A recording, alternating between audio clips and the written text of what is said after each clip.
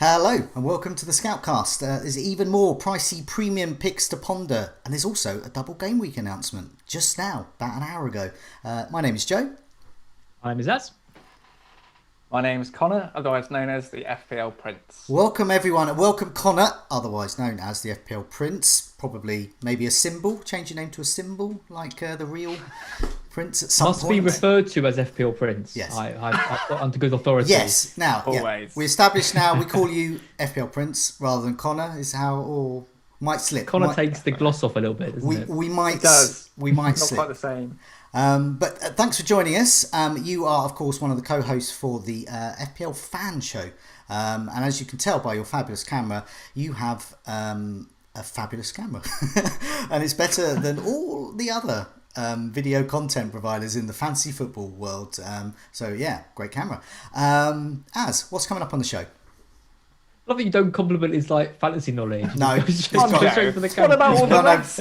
And that as well. Just the camera. The camera's all right. So what's coming up? Well, last week we talked about the Holy Trinity of Fernandes, KDB and Salah and how to get them in. They all delivered this week. But we've also now got to think about how we can include Kane and Son in the fabulous five. I don't know what we call it, but The Holy Quintet. Holy Quintet, I like it. We're going to ponder Calvert-Lewin and whether it's time to sell him, despite him not really doing much to make us think it is time to sell, but we might need the funds. Plenty of bargain basement assets to consider as we try and go all in on the premiums. There's fixtures to frisk, teams to reveal, Ross with a smooth, and Game Week 11 to review, which I hope we do very quickly. And as you said, Joe, the double game week. Yeah, okay, right. I've just in, hot off the press, just intercepted it. Here was the tweet that Fantasy Football Scout put out just now. West Ham's Game Week 18 meeting. Now, we already know that Game Week 18 and 19 or so are going to be a bit of a muddle. We're not quite sure yet. We're starting to get some clues how it's going to shape up. We've already got one. West Ham's Game Week 18 meeting with West Brom has been postponed as a result of their FA Cup third round tie. But it's been rearranged for the week commencing January the 18th, which puts it in Game Week 19. Therefore, a potential blank in West Ham, unless they get another fixture moved in there, which I don't know how that would happen. But so it's looking that way, and then definite a double there for West Ham Game Week 19. As you can tell, it's a bit confusing at the moment because we don't know where a lot of the other fixtures are lying at. So for me, I've got Souček. I potentially might look at some other West Ham players, but I guess I have to decide if Game Week 18's largely a blank game week and Game Week 19 is largely a double game week. I have to decide whether I want to free hit to maintain that in Game Week 18, perhaps free hit some other players in, or maybe free hit Game Week 19. If I'm low on West Ham players, I have to then decide what I do with Souček. Do I bolster him up, get some more West Ham lads in or not? And lots to consider, and keep an eye on Fantasy Football Scout's tweets in the coming weeks, because we're going to get more information here. So Connor, the FPL Prince, how are you set up at the moment? Do you have any West Ham at the moment? Have you got any early thoughts of free hitting, wild carding? How are you shaped up for this? I don't have any West Ham assets at the moment, unfortunately. And I think at this stage, it's come on us so quickly. I think honestly I need time to digest it. I think for you, Joe, obviously, I think Souček's a really good option, isn't he? Because he's cheap enough that you can just bench him. And he's always got that chance of an attack and return. So I think if you've got Souček, you're looking good. I think if I was going to get another, if he's fit, it would be Antonio. And he's someone I monitor, but I know he's had more injury troubles recently. So, yeah, I don't know. What about you, Az? Are you thinking about West Ham players at all? Or?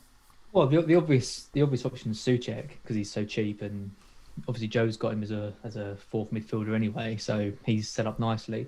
If Antonio's fit, I imagine everyone's going to have Antonio. Probably a good captaincy option that week. And I really like the wing backs, so Masuaku and Kufal.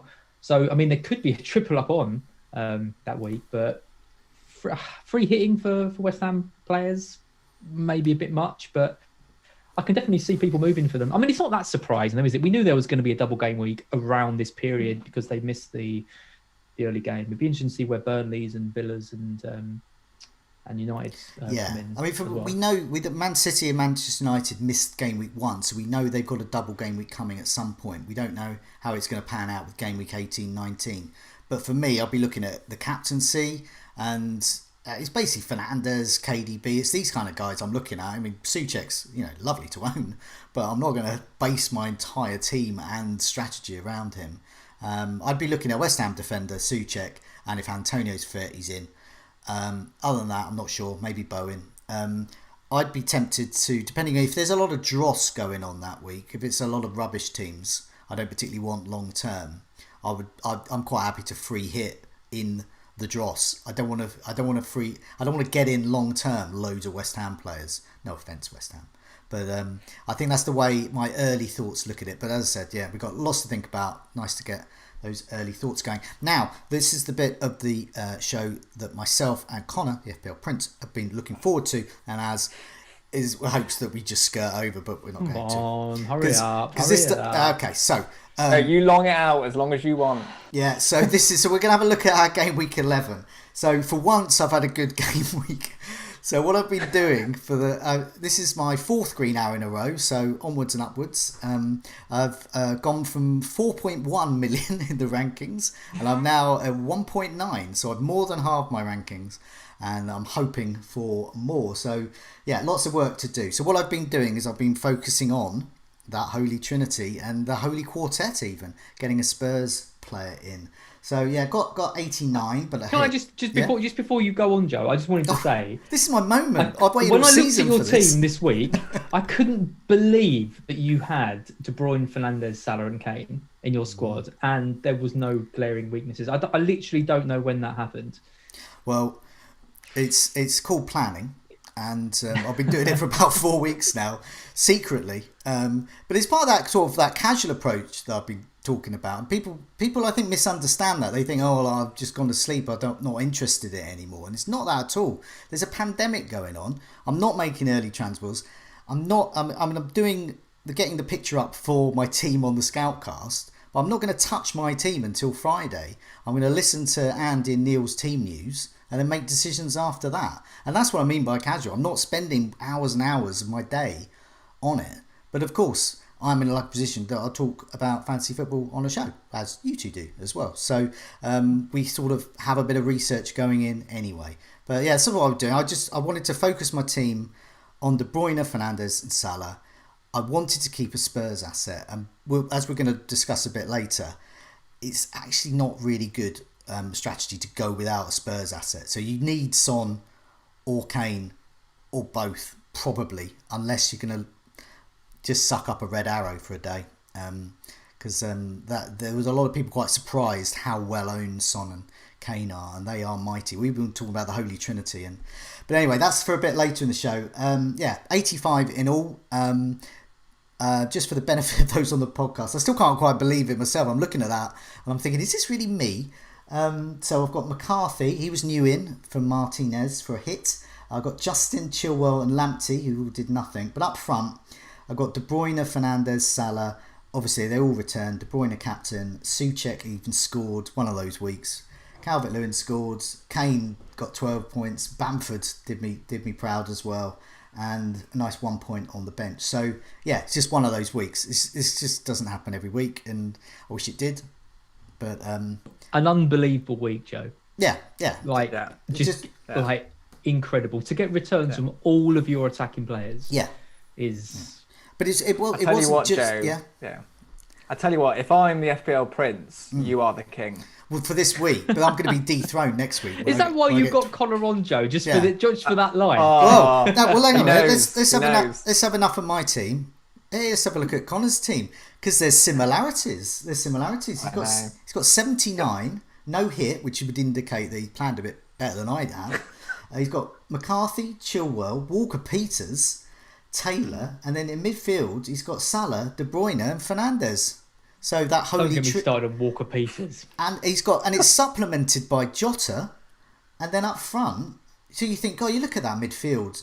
And you've got Chilwell, you think, he must have cut some corners. No, sirree. Up front, he's got Kane, Calvert-Lewin, and there's a little corner, Brewster. But that's it, you cut a corner with Brewster, but look at that. the immediate question is the power of that holy trinity in midfield and a Spurs asset has paid dividends. Have you fallen into that by accident, or has that been your strategy?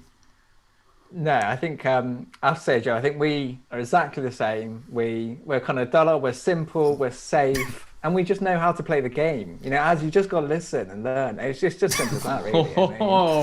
Someone won't be coming back on the Scoutcast. I take it back. I love Brighton, fantastic. Love them, mate. I'm sorry.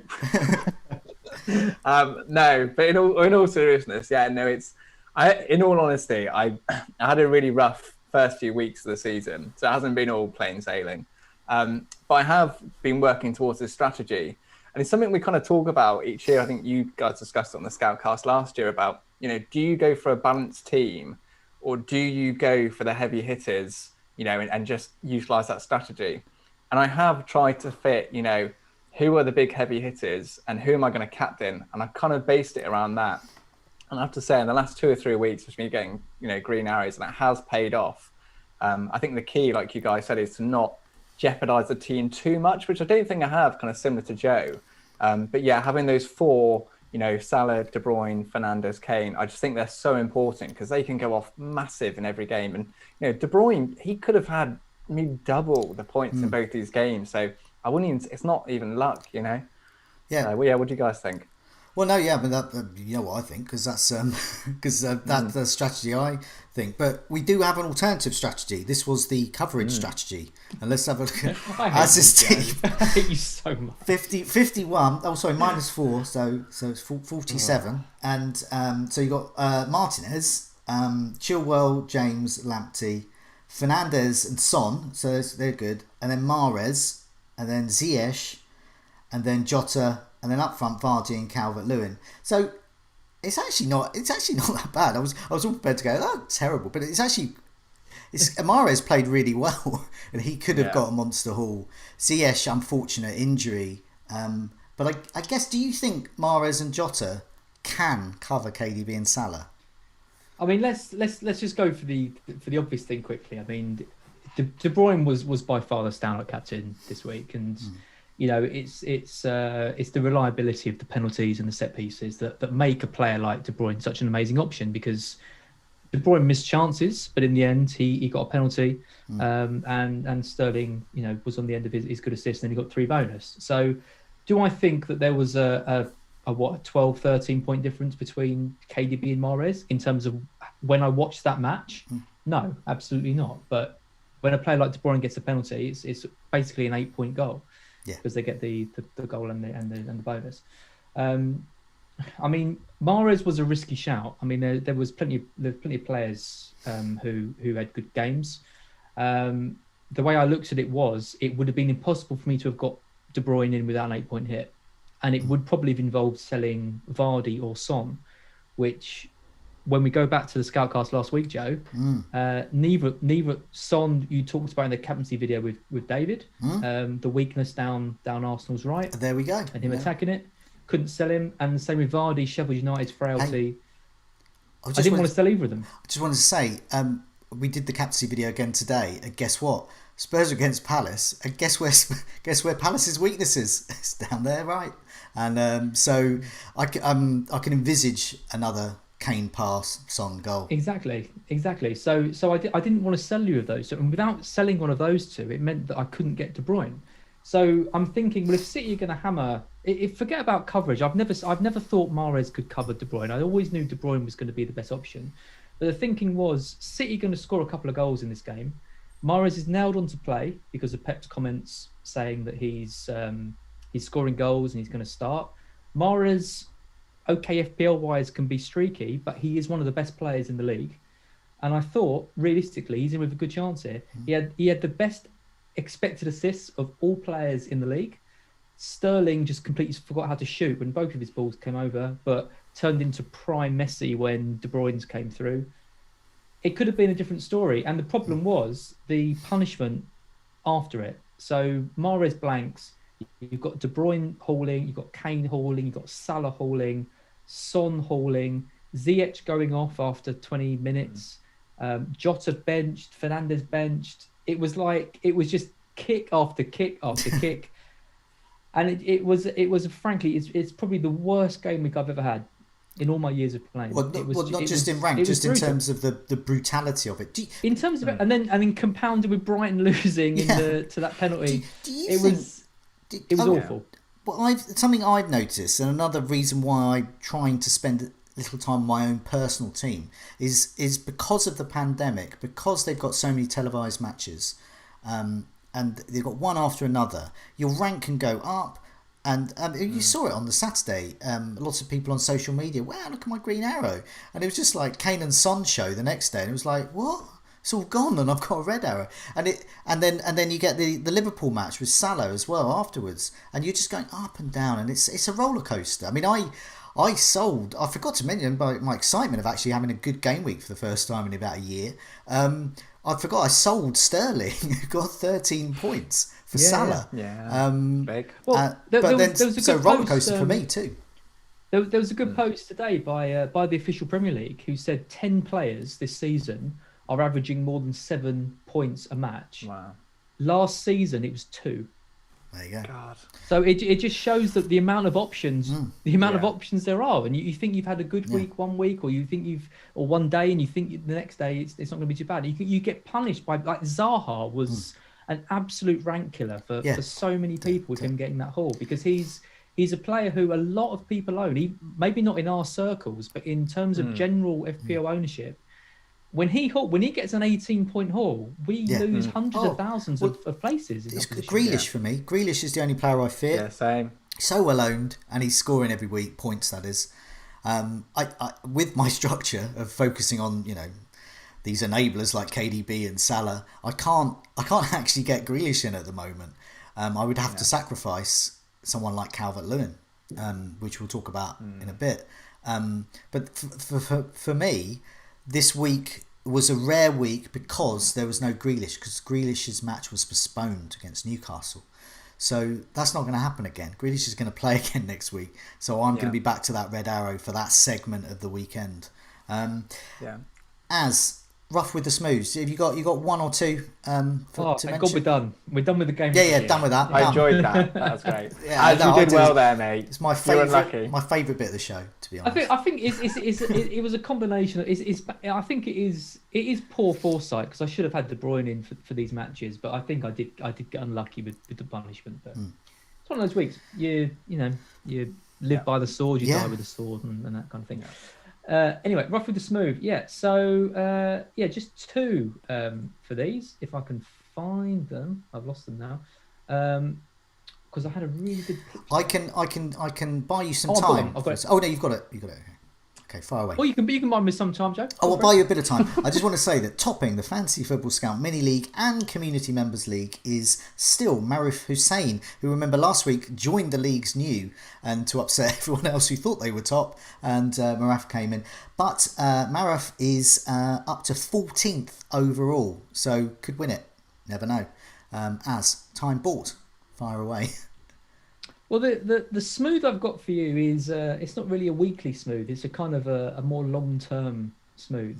But if you don't follow FPL Nutmeg on Twitter, he's got a really good sort of idea for these kind of things. He posts them every week of someone that's doing quite interesting things. So he posted today. So someone in game week 6 was ranked 160k, which is fairly decent. Really good. But then the weeks they've had since, they've played one chip. They've went from 160k to 11k, and then to 1k, and then to 700, and then to 148, and now they're 115th.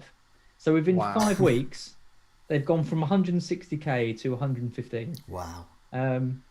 And we've talked about big rank increases from 2-3 million into the kind of 100k mark, but to go from 160k to 100th in the world in 5 weeks is pretty damn impressive. And that is really, because I know at the moment my rank's really low, and so my rank rises or drops are mega. They're huge. Like I went up like 800,000 places. I didn't even know such a thing could happen. But once I start if I do ever get to those lofty levels of 160,000 in the world, it's really tough to move up. This guy must have been FPL Nutmeg. Is he a guy or a girl? Or a Nutmeg. So it's FPL Nutmeg who brought me to my attention. Oh, okay. The guy's name is Joe Arthur. Okay. His ID is 5606675 for anyone who's interested. But okay, this is a manager to watch. Incredible rise. What was that number again? Because I do think the number is 560. It's like I'm doing like an advert for like a lottery. 560. Yeah. 5606675. So basically, get your rank rises in 5606675. Yeah, that's the guy. I reckon.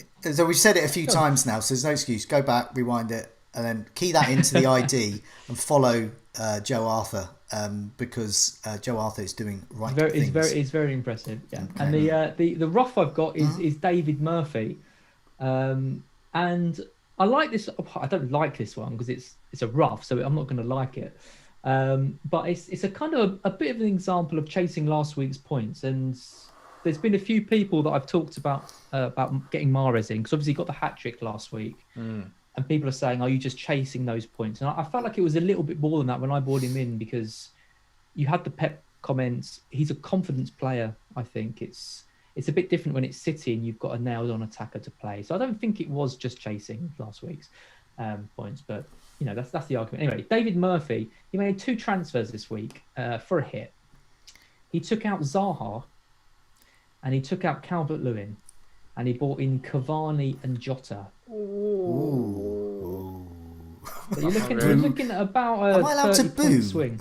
Boo. Boo, David Murphy. Boo. About a 30-point swing in that. It's the kind of move which it's a risky move. Like taking out Calvert-Lewin obviously always has a risk. Zaha's had COVID and you don't know how he's going to quite respond. But obviously had the West Brom game. Responded by being the bionic man. Yeah, I don't know. It's a risky move, but again, I feel like the punishment is. Zaha was so good, he made Benteke score a brace. That's how good Zaha's. Anyway, they're my rosters. They're good. The 2 interesting ones. They're good. Let's move on to some of the topics we can discuss. So last week we talked about the Holy Trinity. We're talking about those powerful midfielders. We're talking Fernandes, KDB, Salah. How can we get them all in? Well, we got more. We got to get more in. So these are the ones we talked about last week: Salah, KDB, Fernandes, and now we've got to add these guys to it as well: Kane and Son. So a good question here from Pat Bonner. I thought summed up the strategy that we're all having to consider at the moment. Do you do a sort of hokey cokey? Do you just get in the bigger hitters and swap them around? So you get KDB in 1 week, Salah 1 week, Fernandes another week, go like that. Do you have that sort of strategy there? Or do you just try and get as many as you can in and just hope for the best? Basically, as you can see from our teams in Game Week 11, myself and the FPL Prince have gone through the strategy of trying to get as many as we can squeeze in. I personally don't think I can get 5 in. I've squeezed the pips until they're squeaking painfully in my team. 4 is the most I can get to. As you're doing a slightly different strategy there, perhaps looking at trying to keep hold of some of those other players as well, like Son, I think you've got to consider it in this, but trying to keep hold of some of those players and trying to keep that sort of balance going, so might have to consider it. So yeah, Pat Bonner says, thoughts on doing the hokey cokey on the big hitters. It's the most interesting season for years with so many big hitters firing, as was saying earlier. KDB and Salah all look vital, so too does Kane, Son, even Grealish as well to add in. Is switching between them depending on fixtures viable option, or is it better to just get as many as you can in and just set and forget? They are good almost every week anyway. FPL Juice says can't get KDB without dropping Salah or Kane. So that's the dilemma that so many managers are facing this week. Am I foolish to go without him given his upcoming fixtures? Talking Man City's long-term good fixtures there. So FPL Prince. I mean, I think I know your answer to this, but yeah, I mean, have you tried to get 5 in? Would you add Son to this? Is it possible?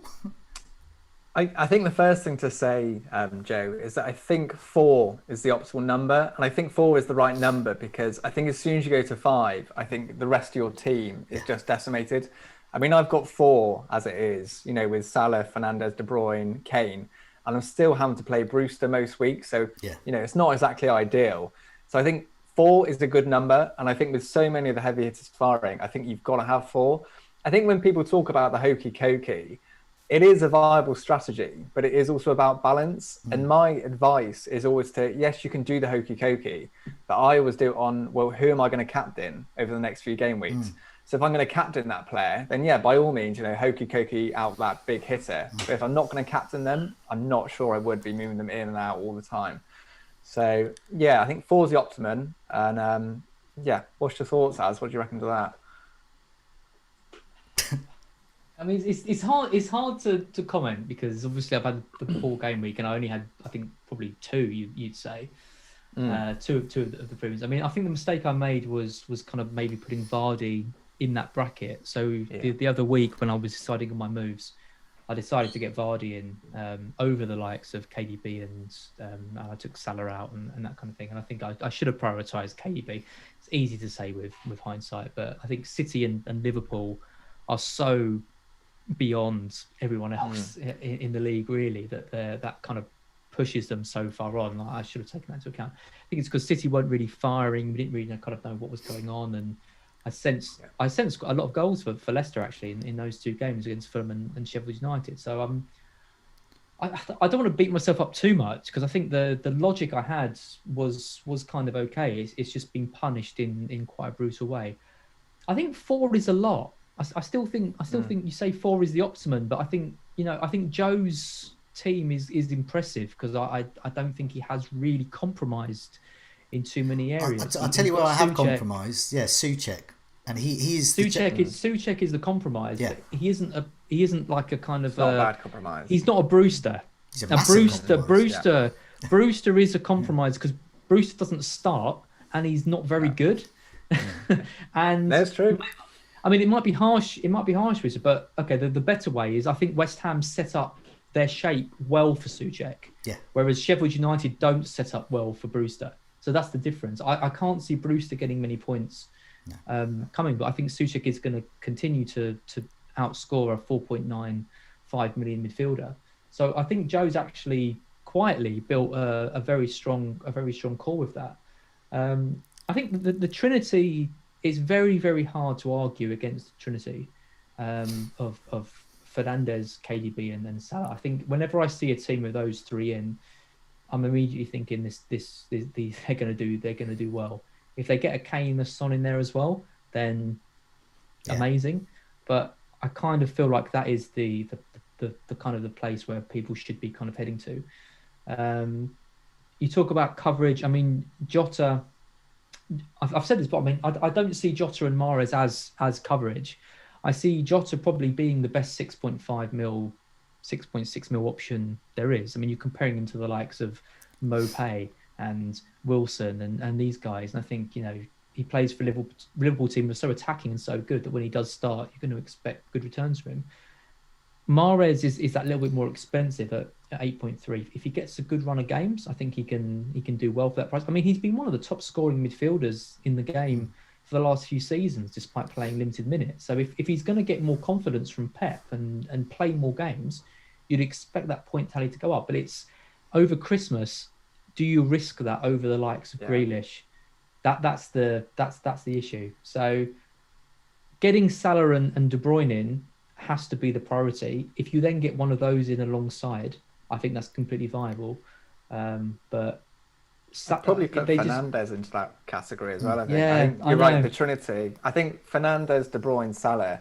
I think Fernandes, for the price he is, he's cheaper than all those other premiums, and he's so attacking this year. The chance you get everything you want in an FPL asset. De Bruyne's on fire, and like you said, Salah. You just know what you're going to get with him. So I think you're right. The bottom line is that Trinity. I think you've got to have them. If you can have a fourth without jeopardising your squad, great. But I think it's an interesting argument. What do you think, Joe? Well, I think for this week, one of the reasons why the strategy of trying to get as many of them as you can in worked for yourself and me was was looking at the way the fixtures were and looking at the ownership as well, and it was looking at the fixtures great, form great, but the ownership was really key, and I found that really interesting because KDB's ownership was really low as opposed to what it could be. Same with Salah as well. So he's come back off that COVID. He's not in a lot of teams that he was in a couple of weeks ago.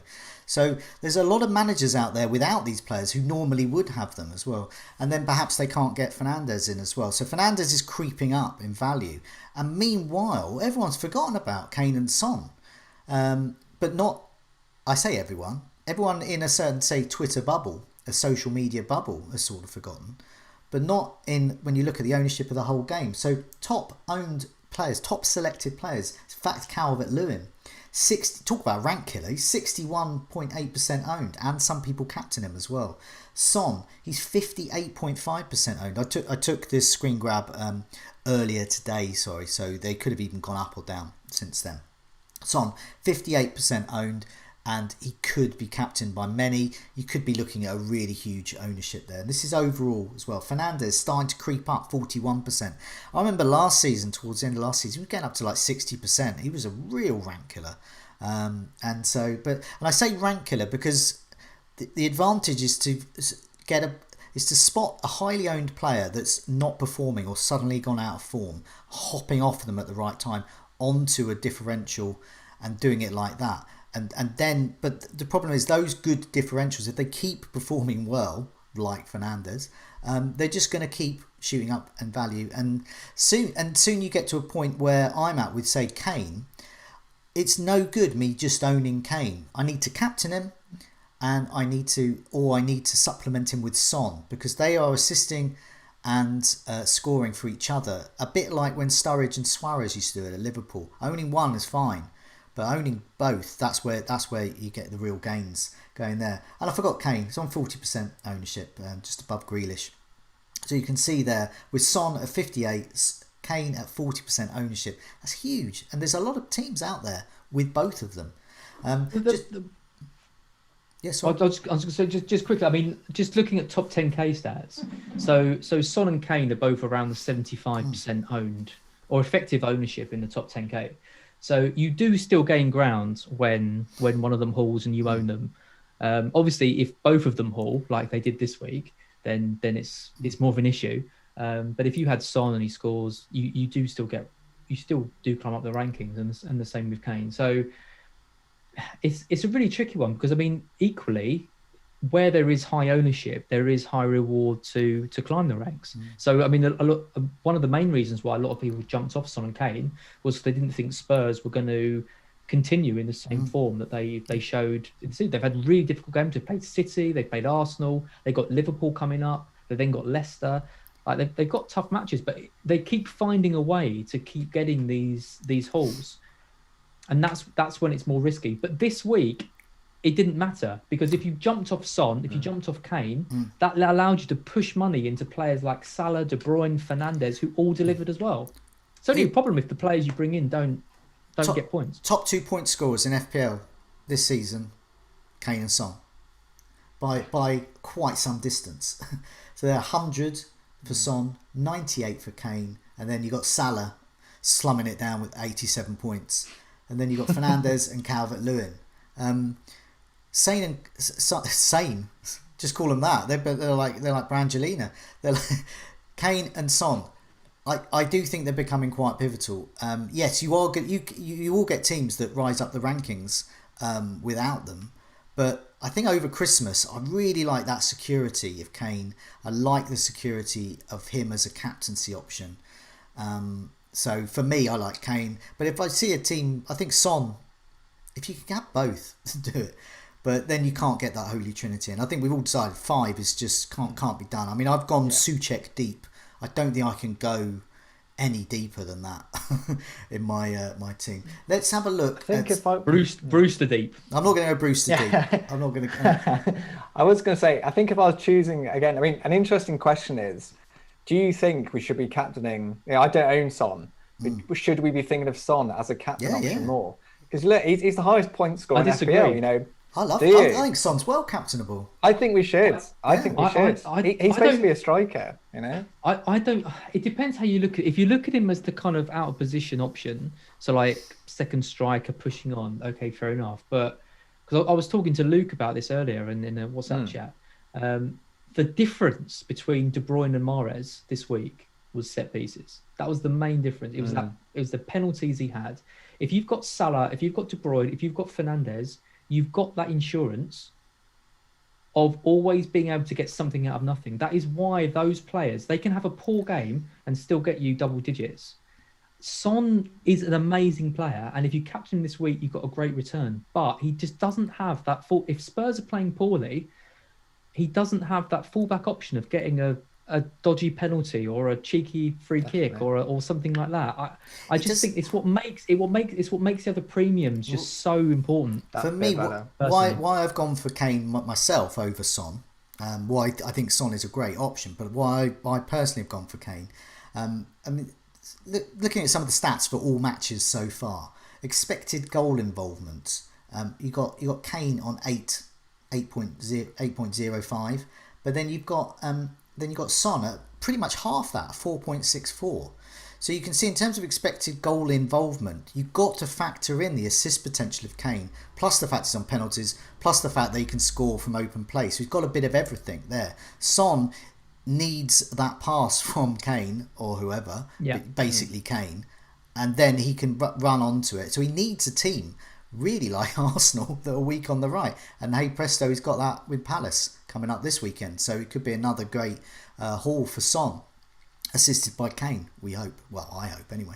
As an owner. Whenever I think about, I mean, over the years, I mean, I love a differential captain pick. It's always been something that I've tried to do, and if you time it right, you know, if you captain Mahrez last week, you're getting a hat trick and a massive haul. They're harder to predict, but the trouble with a differential captain pick is you're often backing against the players that have that insurance of those things. Yeah, 100% so agree. I think back to some of my captain picks. I've captained Richarlison in the past. I've captained Lingard in the past. I've captained these players who young Lingard. Yeah, Lingard. He was playing Stoke at home and he played for Mourinho and he was looking really good, but he had a bad game. United had a bad game. I think they won 1-0 or 2-0. He wasn't involved. And I think Kane maybe got a penalty and a goal in that game, and he was the highest owned. So it's tricky because you don't want to advise people just to play negatively and play safe and stuff. But I think the captain, you can differentiate your team in many different ways. But the captain, I think just giving yourself the most amount of chances to hit those captain picks comes from picking the guys with all the insurance. That brings in, just before we move on, I just wanted to bring up, it's something that Simon March, who's won FPL, has said many times when he's been on the SCOUTCAST. And he was saying sometimes having that combination of high-owned, highly effective players can be a differential in itself. And FPL Tim today kindly put up some stats.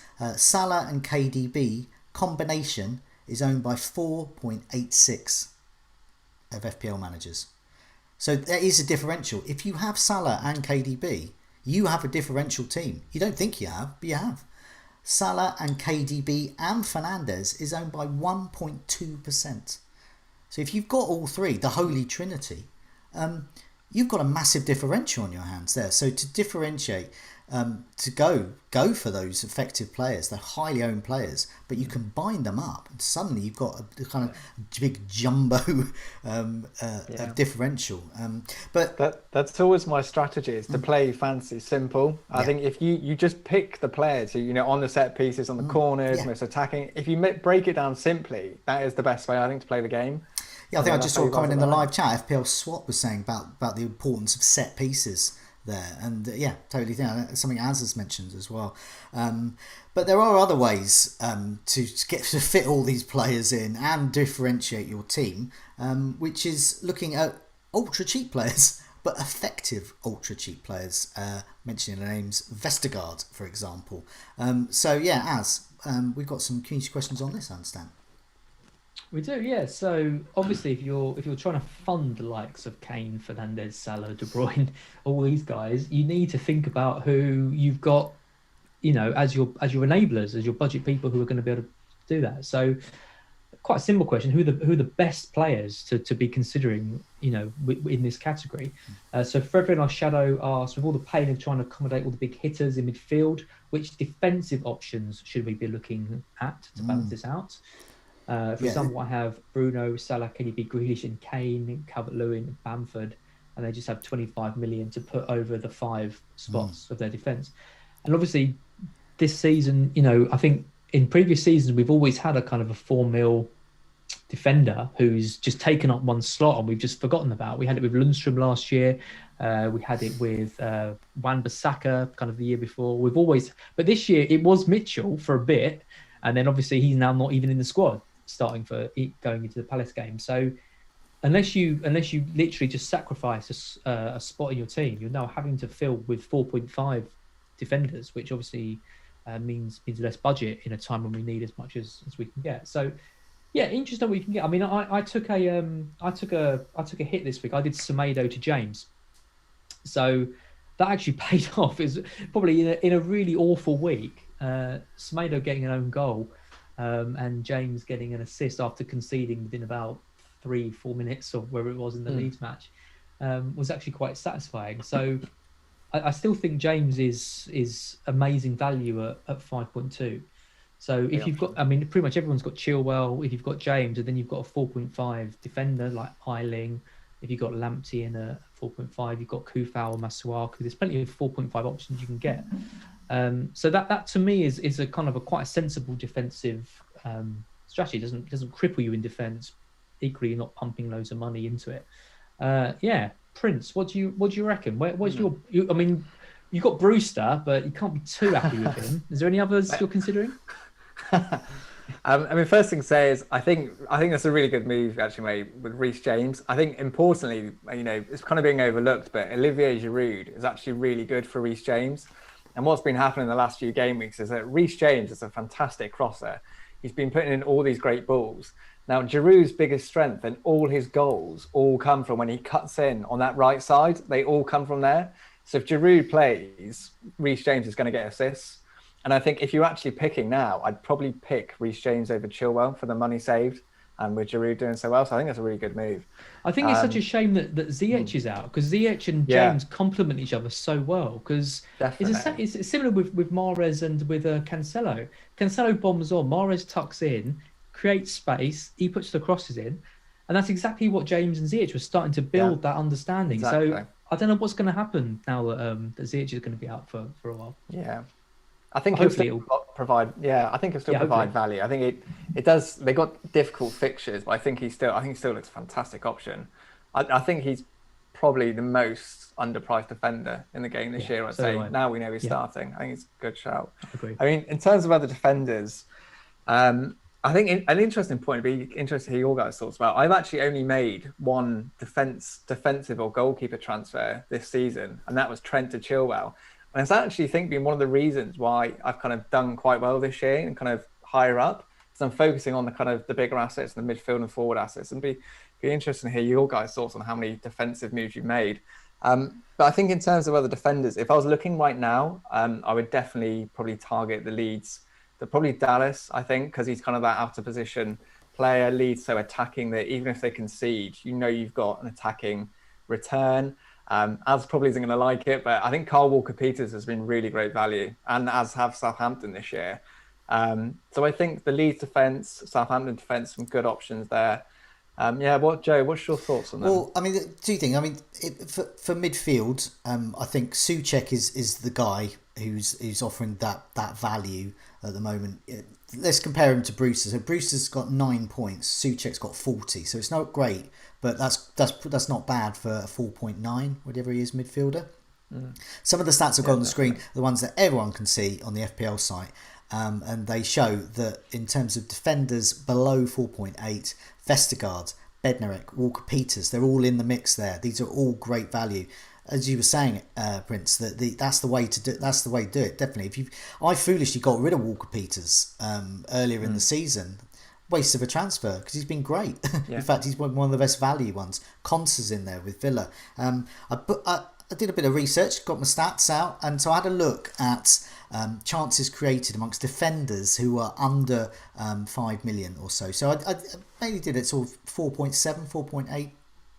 And I just picked out a few that intrigued me. And now in my team at the moment, I have Justin at Leicester. Leicester's defence is awful, and Justin is about to lose his place. I don't know when, but it's going to happen very soon.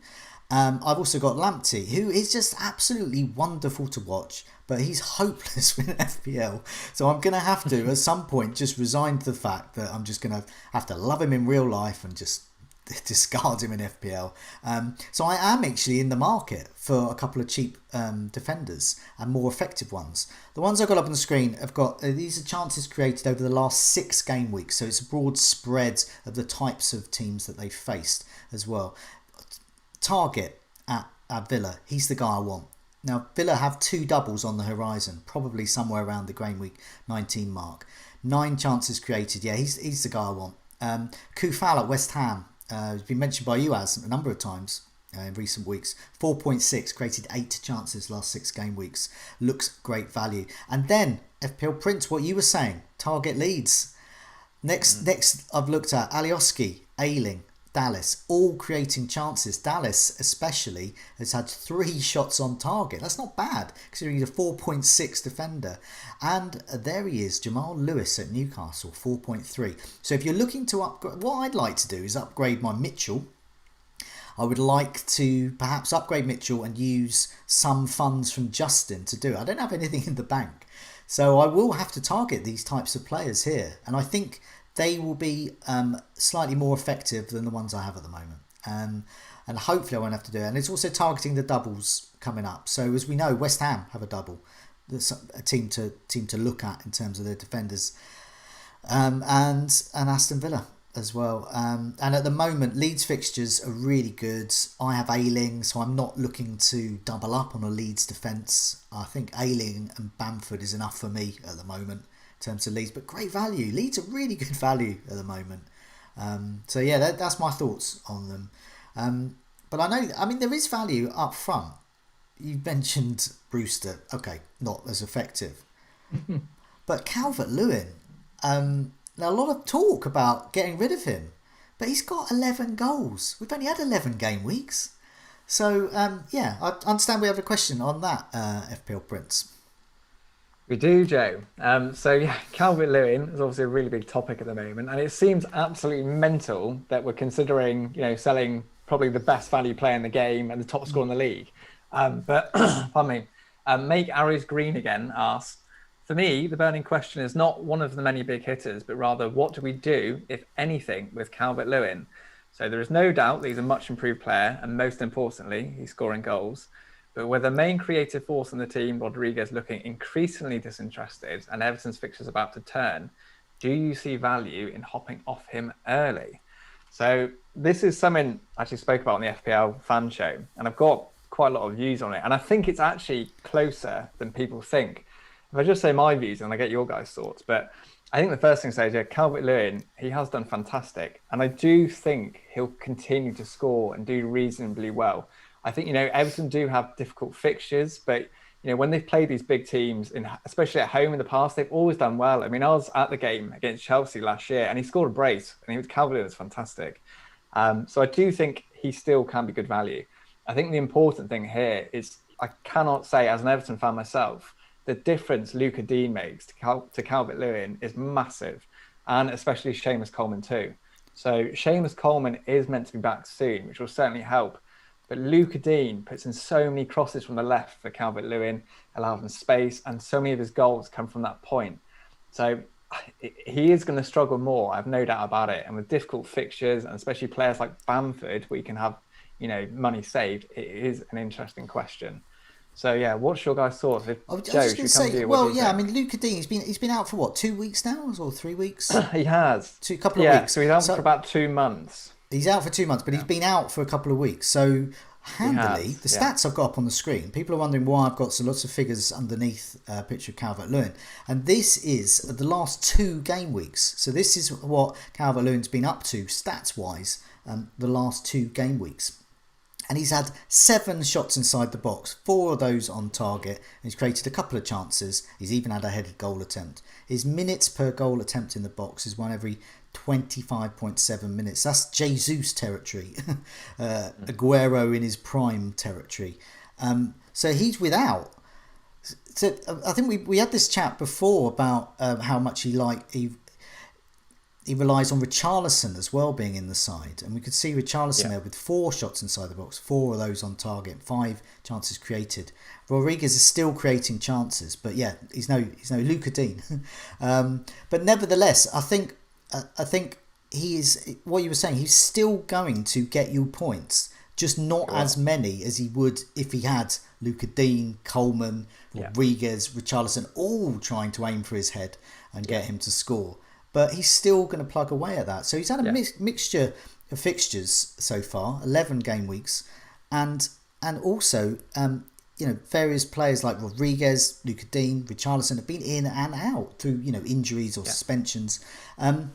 So it shows that he could still plug away and get those points. For me, he's a hold at the moment because I'm looking at my team to correct weaknesses.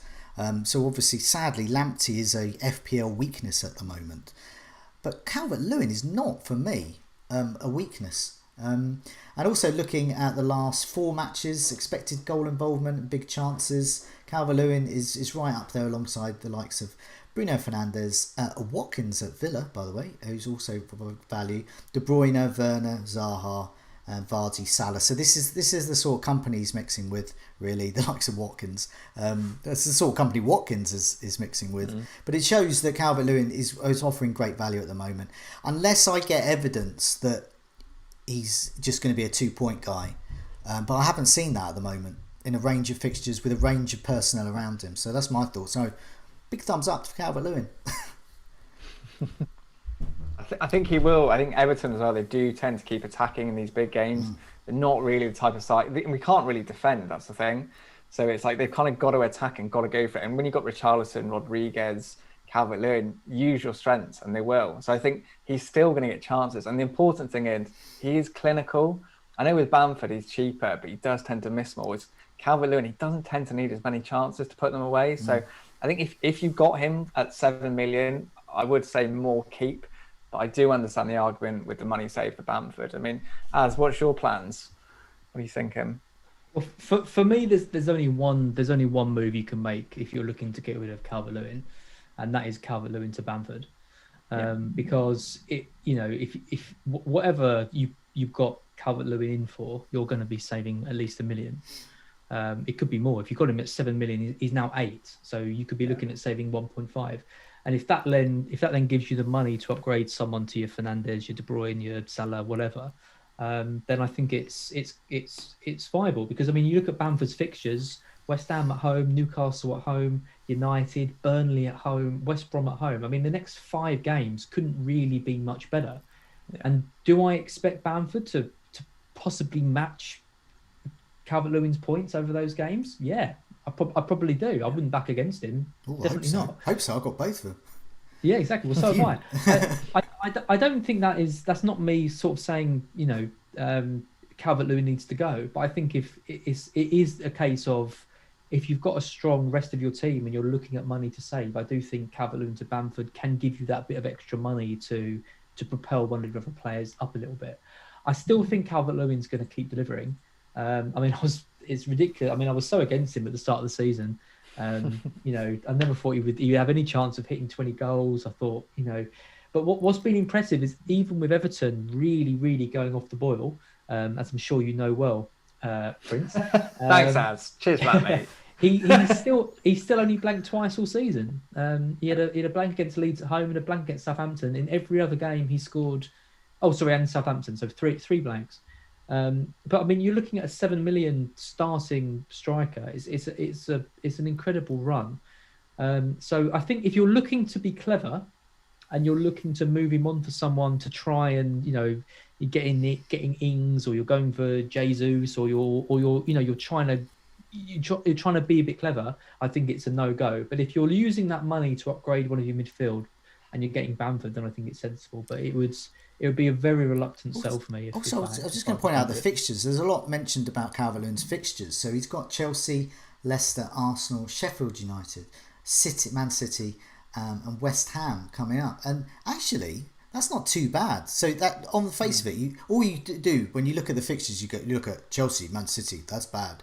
But the rest of them are fine. So he's actually against, in Leicester, Sheffield United and West Ham, he's against 3 of the worst defences in the league currently in the next 6. So half his fixtures are actually brilliant and half are tough. But for 7 million, you've got to do. I mean, probably brings us nicely to look at the next 4 fixtures, really, to sort of frisk them a bit. And we can see there the fixtures for Everton. And they're low down on the fixture tickets. So I've sorted by fixture difficulty there. And also what I've got as well is the sort of the latest whipping boys. This is the last 4 matches, big chances conceded. We can see how Everton are pretty bad up there, but we can see how bad Leicester are. We can see how bad Sheffield United are. And West Ham are creeping up there.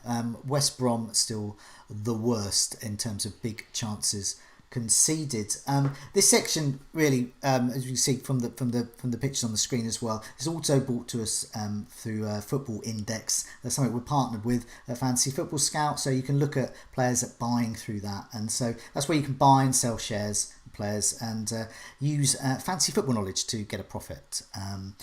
But looking at these fixtures here, we see Villa at top. This is what I'm thinking about, Matt Target.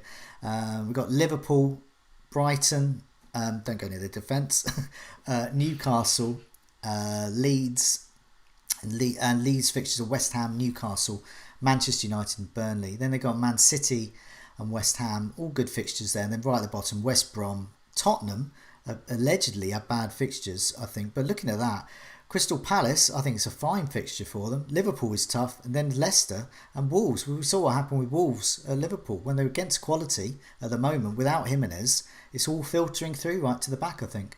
And in terms of those whipping boys, again, as I said, West Ham creeping in. Sheffield United. Southampton of defence, I find an anomaly. They are the highest performing cheap defenders at the moment with the likes of Walker-Peters and Vestergaards, but they're conceding a hatful of big chances recently. But yeah, Prince, well, when you look at these fixtures and the teams, the poor defences, does it give you any ideas at all, or sort of cement your current planning? I think if I was looking at players to bring in or sort of teams to target, I mean, I think obviously Philip, similar to you, Joe. I mean, I don't own Grealish at the moment. I actually transferred him out for Jota last week, and I kind of regret it actually. I think Grealish is so good with those fixtures. He's got, I think, that West Brom game coming up in a few game weeks, seeing how bad West Brom were at the weekend. I think he can do real damage there. Yeah. I think obviously, I mean, Target's a good shout because he's got that attacking potential. Liverpool, I mean, I've got the Salah and Jota double up, and they do have quite good fixtures over Christmas. So I'm feeling fairly confident with that. I feel like I've got to stick with it. Newcastle's an interesting one. I actually own Jamal Lascelles. And I think what's interesting about Newcastle is, it's like just before the postponement, they did start to look a little bit more defensively solid. I think Steve Bruce kind of changed the defensive formations. So with good fixtures, and bearing in mind, they might have they'll have a double game week later on this season. They could be a good little differential shot. Jamal Lewis, like you said, a little bit of attacking potential. I think he's a good option. So yeah, there's a few good little players in there. I mean, you got any thoughts on those, or? Yeah, I mean, it's the thing with the ticker is it can provide a good indication, but I think when you watch a lot of football, like Joe was saying, it can kind of, like Wolves at the moment, they're quite high on this kind of fixture difficulty, but really they're showing at the moment they're not, because they're conceding loads of goals. Yeah. They're switching between this 3 at the back, 4 at the back type system, and there's with Jimenez out, there's a lot of change that's going on. I don't think Semedo is good. I mean, I had him in my team for a while, and they're rotating with Kilman and Stace and all this kind of stuff. They've got a few issues there. So the only teams that I'd really back defensively are Liverpool, amazingly, considering the defensive players they've had out. But it looks like they've found players that work well. They're keeping clean sheets. Chelsea, obviously, I think they've got the most clean sheets in the league, and City.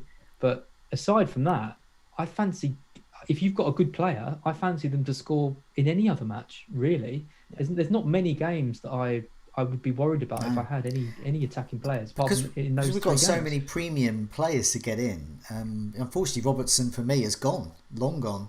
You know, he's a sacrifice I've had to make, and I'd love to get Robertson back in. He always looks great, and he is getting returns. It's like and you mentioned with Wolves as well. If I see a team with Wolves players in, I think have you been ill?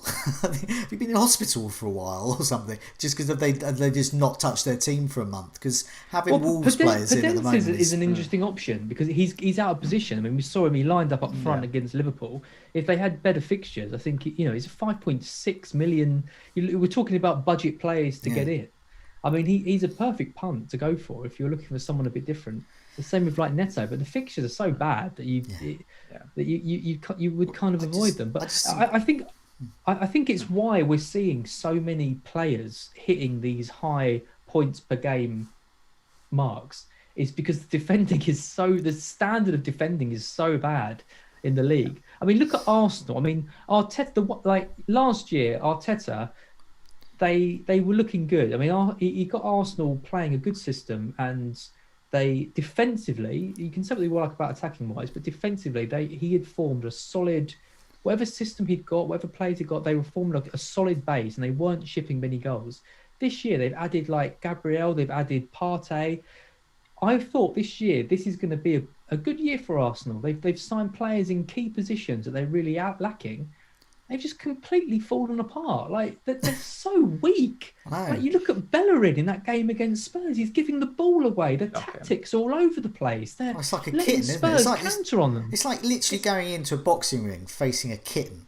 That's what Arsenal are like now. It's just no contest. Just one punch and But it's not just Arsenal. Look at Everton. I mean, Everton, the injuries they've got. You look at Ancelotti and you think this is a guy who's won trophies in every league he's been in.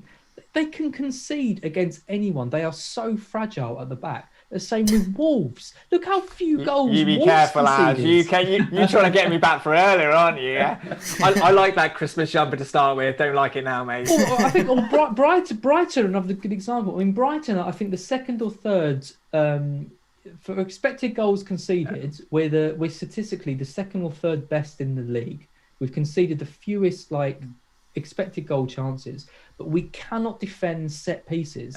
And Joe, you posted that thing yesterday about who to captain out of the Sky team of Vestergaard and White, and it was like there is no way that Ward-Prowse's delivery isn't going to cause us incredible problems. We're so fragile from these things, and all these teams they're so fragile at the moment. It's unbelievable. I agree.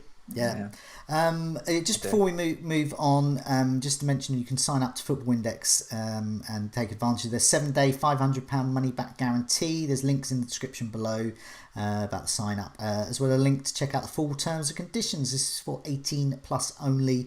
Please gamble responsibly. You can check out begambleaware.org and a link for that in the description as well. So on to the differentials now. So we've had limited success again. It's Karam. He's our lucky charm. So he got Cancelo as a differential a few weeks back. Cancelo, this is when he was playing, and indeed got another clean sheet this time around. He picked Welbeck, much to our joy as Brighton fans last week. And guess what? Welbeck also in the points already. He's a cheap striker, but he's getting some points there, and he's certainly looking the best attacking outlet at Brighton at the moment. So FPL Prince, with on a slight roll, who is your differential for the next 4 weeks or so? Well, I'm going to prove that I'm not biased. And so basically, if I tell you that, so no keeper has conceded more goals from outside the box than Jordan Pickford. And I have to say, in fairness to Pickford, he has actually been better in the last couple of games. The player I'm going to pick is Mason Mount of Chelsea. He's 4.8% owned. So this is really going out there a bit. I think with Mount, I think he's really gone under the radar. He's not a type of asset maybe I'd bring in for a long time, but he's well priced, and he does shoot a lot from outside the box. And I think importantly with Ziyech injured now, he's pretty much on all the set pieces. It kills me to say I feel the same as you, Alex, to be honest. I feel like Everton are going to get hiding this weekend. I think with Chelsea's pace, I think with the set pieces, and I think Mason Mount, he'll at least get an assist, but I could see a goal and assist. So I think Mason Mount could be a really good shout. He's kind of going under the radar. I really like that. And one of the reasons I really like that option is because Mason Mount is playing each week. He is getting picked. Yeah. He is performing. He is ticking along with the points. But he's massively unfashionable amongst FPL managers, as you've seen. So this is a guy, he's a sure starter for a really attacking side. He's completely nailed, and he's getting attacking returns. And yet he's under 5% ownership. And it's just people have a certain mentality. They won't go for a certain player. Or perhaps he doesn't fit into my structure. But I sort of wish he did now. I wish I had a sort of that sort of price player to go for, because I do agree. I think Chelsea's fixtures with Everton, Wolves, West Ham and Arsenal, these are all great fixtures for their attacking assets. And so I think they scored the most corners this season as well. I think with Zoom and Thiago, so if they score from a corner, he's going to have the assist. Yeah. What do you think, Az? Do you back Mason Mount or not? No, I like him. I mean, 6.8 million. You're putting him in the same bracket as Jota. That's the problem. But I think in terms of security of starts, I think Mount is better. I mean, he's started the last 5 matches. Havertz is a strange one. I did a tweet about him, I think yesterday, just wondering what Chelsea fans made of him, because he's playing in that kind of tip of the kind of, midfield 3 or however you like it. You kind of expect him to really be dictating the play, but he looks like a passenger to me. It seems like whatever Chelsea do, the game goes past him. He's almost being carried, I think. And you look at someone like Mount, who's always trying to make things happen, making great runs. He's going to get set pieces now, like you've said, Prince. Like there's a lot to like about him. I do really like him. I think it's tricky to fit him in if you've got a midfield, because if you've got Grealish as well, if you paid 7 million for him, you're not going to downgrade him and things like that. There is always the risk as well. The midfield slots with Chelsea are you don't really know who's going to start. Kovacic, Jorginho, Exactly. Kovacic not starting. I think he must be absolutely fuming that he's not starting over the likes of Havertz, given what he's given to Chelsea over the last sort of season and a half. So there's the risk there. But I do like Mount, and like you say, I think Ziyech out definitely boosts his appeal. So if you look at someone different, I'm all for it. It's good pick. Okay, so big thumbs up again after Danny Welbeck last week. We want to roll a thumbs up. Let's have a look at our teams for next week. So here's mine first. Nice and easy because there's no changes. McCarthy in goal. I've got Justin, Chilwell, Ayling. Souček, the glue that binds it all together. Massive glue, by the way. De Bruyne, Fernandes, Salah, who I'm captaining, Calvert-Lewin, Kane is my vice-captain, and Bamford. And I've got a borderline non-playing bench, very much. I've got Steer. Lamptey is my sub, Dale Stevens and Mitchell. So looking at that, if I were to make any changes, which I don't think I am, barring injuries and COVID, it would be something like Lamptey to Target, and then Target over Justin, and I'd bench Justin. I think that would. It's strong, Joe. I don't think I've had 2 free transfers for a while, and I would like to not have use a transfer, and then and use that in a more effective way. Say there is an injury to someone like De Bruyne or Fernandes, I can use those two free transfers there. But if not, I'm just looking, as I was talking about earlier, I'm looking at those cheap defenders really. The likes of Target, also Charlie Taylor at Burnley. Burnley occasionally are looking good. They're quite a nice tidy team to pick in FPL, because if they've got a nice home fixture, you can go with them and you might get a clean sheet. They've got a tough away game. Well, it's time to bench him, and so I quite like that sort of sense of predictability. Whether it actually pans out that way, but it makes me feel a bit secure. So that's me, nice and boring, not doing much. Your order's all messed up, Joe. That's what I don't like about you. I know. Do you know what? I should be price. No, I know it's all messed up. Well, you should have Salah on the left. It's turned out. On the right. Well, Souček. Not on as is it? It's not Souček on. is so important to this setup. Number one. If Souček is out, I don't know if this was animated. If Souček left that team, if it was animated, it would literally crumble before you. All of those players would fall down the screen into another video on YouTube. He's your Ryan Fraser. He is. He's my Ryan Fraser, and dare I say, he's my Jason Punchin. He glues it all together. But Connor, let's have a look at your team. Yes. FPL Prince, McCarthy, Chilwell, Walker Peters, Taylor. Charlie Taylor there. There he is, Charlie Taylor. So we are I'm a big Charlie similar. Taylor fan, Joe. There we go. Lascelles, Jota, Salah, who you captains, De Bruyne, Fernandes, Calvert-Lewin and Kane up front, and you've got Brewster back to the bench where he should be. Mitchell, Delsty. Hey, this is like this is a really good team, because this is sort of like me in another week or so probably. This is like if you had a twin, Joe. Yeah. I would be it. I think. Yeah, I think you are. You're my FPL That's twin. Scary. Essentially. I like what you said. Well, Prince. Ours is like he's never coming on Scoutcast again. Never get him on again. It's good. Where's your organisation? That's all I want to know. I'm full of compliments for that team, because it's a bit like mine but better. So you haven't made any moves, have you? You're going to make any moves? Nothing. No, I haven't made any moves. I think I'm going to hold a transfer. I mean, if I do talk about the moves I would make, I mean, if I was going really bold, which obviously I am, that is in. If I was, I could do Kane to Bamford, and then do it would. I know, and then it would be kind of Stevens up to Son. That's where it would danger upgrade the lies. squad. Yeah, but it just doesn't feel right. That's like abseiling your team instead of. Yeah. I mean, if the Newcastle game is off, or I could do like a Lascelles to an Alioski, but to be honest, it does feel like a hold at the minute. The one player I'm really worried about not is same as you, it's Grealish. I actually think at the minute after this game week I'd probably go Grealish over Jota. Yeah, obviously with Jota. I would definitely. The difference with this setup to my one is that you've got that Jota Grealish place in your midfield, because you've got Brewster up front. Because I've got Souček, I've got it the other way around. So I've got 3 strikers. But yeah, that would be the decision I have to come to if I want to get Grealish, which I no doubt will when there's double game weeks. I also like Grealish in double game weeks because he's not only bringing in the points, but he's so nailed on. And if I was, say, captaining... I've triple captained Salah before. I know he got injured, but there's always that risk, especially with Man City. Say Man City get them, and then so suddenly, to look at the team sheet, De Bruyne on the bench. But I can't see Villa ever benching Grealish. No. But let's have a look at your team as so very different to ours. Martinez, Chilwell, James, Ayling, and then you've got... Salah captained Fernandes, Son, Mahrez, Jota, and up front you've got Calvert-Lewin and Bamford. The immediate thought there is that there's some new players there. So have you taken a hit? There's new players. Who's in? Who's out?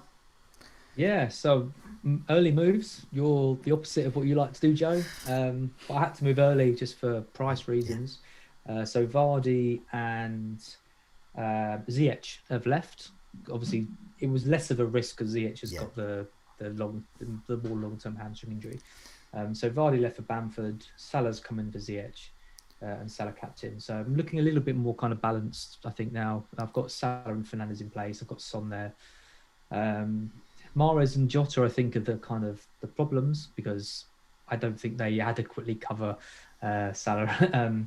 I've got Salah now, but they don't adequately cover De Bruyne, for example, for Mahrez. And I'm not really liking too much having Jota in for this Xmas run that's coming. I think we're going to see quite a lot of rotation amongst that. So I'm looking at getting Jota out for Grealish back in pretty soon. Yeah, I would. But I don't think I'm going to be able to move for De Bruyne. I want him. He's got West Brom coming up. He's got a great run of games. The Trinity is there, but I just think it's gonna tear my team apart too much trying to fit him in. I'm going to need to take a -8 if I want him in for that West Brom game. I'm going to need to get my payout. I'm going to need to take Jota out. I'm going to need to take Mahrez out. And Mahrez is now, I think, a bit of a problem because he played so well in that match.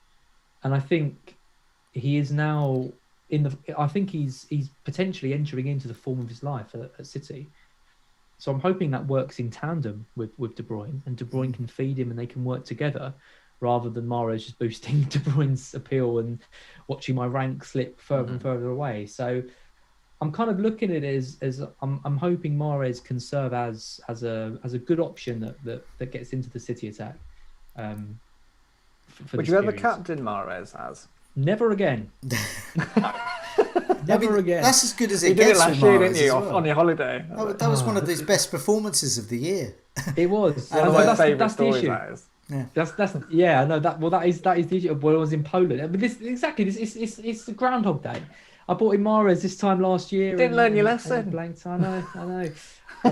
I think the difference is, I think with the captain, I think it has taught me a lesson. And I think, like we talked about earlier, I think Salah or Fernandes with a harder fixture still trumps Mahrez in an easier fixture. I still think you've got good captaincy options. So it's not all Exactly. like can't And get I the think- KDB in, because you've got your choice of between Salah and Fernandes to captain for the next few weeks. Last week was an interesting one, because I didn't really feel like there was apart from De Bruyne, who was obviously the standout captain. Fernandes away at West Ham, I thought would be relatively tricky. Liverpool had Wolves. I didn't really know how that was going to play out. You had the London derby. It was kind of a bit more. It felt a bit more 50-50. It didn't work out like that because they all just delivered massive points. But looking ahead to the next games, it feels like there's kind of easier paths to a captain. So like when De Bruyne plays West Brom, Fernandes has got Leeds. Yeah. I actually like that game for United. I think that's sort of good. And then after that, Liverpool will go on a great run of fixtures where I feel like I'm looking at every week. Fernandes against Sheffield United, I think, is in a game week or two's time. Well, Fernandes away, great. Sheffield United whipping boys, tick. So that looks like a good fixture there. So that's also, I think, when sorry, that is the game. It's Sheffield United away for Fernandes when De Bruyne has West Brom at home. And it's a lot more. It's a lot more even between. I don't know whether KDB will start, and as we know with West Brom, with Man City, what I do think though with KDB is that he is the most likely to start, but he will get a benching at some point, and I don't know when that's going to be, and I hope it will be soon so that I can rest and go, he's just going to start the rest of them. Interesting, I remember last season, didn't KDB and Sterling were both benched for the Southampton game, and Man City do have Southampton coming up. There's something weird about Pep where he plays the similar players in against similar fixtures. I say it's weird. It's actually really, really good planning by him about strategy. Sterling almost never plays Burnley at home. I don't think he ever has. I think he just come on there. I don't know. Jesus seemed to be the away guy last season, but less so at home, and that was more Aguero. Maybe that, I don't know, trying to second guess Pep again. I'm going to leave that for Andy and Neil later in the week for the team news video. Do watch that. That's my staple viewing because it's my chance to actually look at my team. But for now, I think we're gonna say goodbye to everyone. We've been going for an hour and a quarter. It's just flown by. Thanks so much for joining us, FPL Prince. Just a quick reminder. You guys having me on. No, it's been great. And hopefully we get you on the show again soon.